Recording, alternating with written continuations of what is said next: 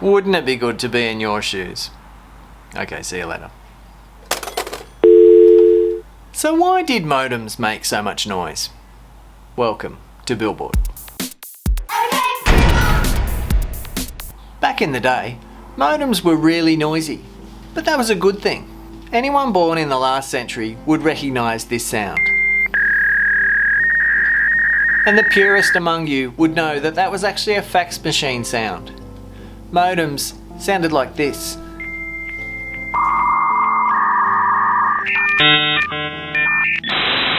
That was your modem telling you that everything is okay, and that you were now allowed to surf the internet for as long as your mum would let you.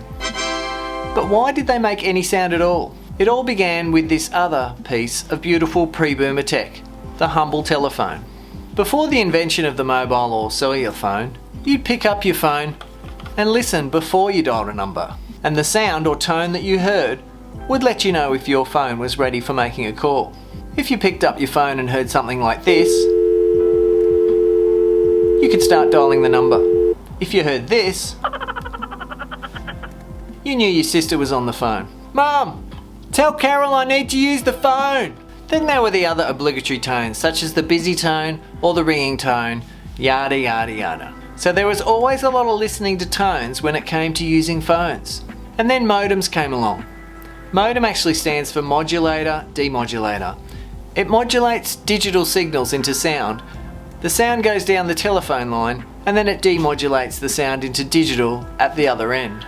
So you can see that noise is a recurring theme here. And when commercial modems were first used, they were actually called acoustic modems, and their speakers and microphones were inside giant suction cups that you would place your phone on. Back then, the big phone companies didn't allow things to connect to the phone lines directly, hence these bizarre looking modems. But how did you know the line was busy, or if there was even a modem at the other end of the line? You listened for the tones. In fact, you made sure there was a modem at the other end even before you placed the phone onto the giant suction cups, unless you were a maverick renegade.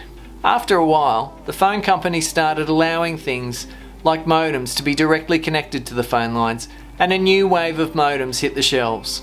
Now, modem manufacturers had a new problem. Since you didn't pick up the phone and listen for a modem, how would you know that your modem had successfully connected to another computer? Instead of coming up with a creative and silent way of addressing this, the manufacturers pulled together their best engineers and declared, "Why don't we just chuck in a speaker?" Sure, it was a crude solution, but it did the job. You could then easily hear the modem talking to the other modem, otherwise known as handshaking, something you shouldn't do during a pandemic. For a while there, connecting to the internet was a very manual process and included things like AT commands, which needed to be set up, and I won't go into them here, okay? Getting on the internet in the early 90s was like a riddle wrapped in a mystery inside an enigma.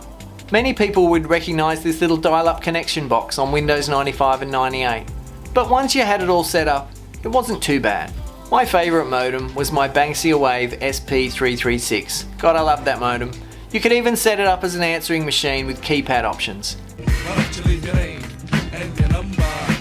People loved calling me. Then things like DSL and fibre came along, and modems changed to being permanently online. There was no longer a need to hear anything, and suddenly there was silence.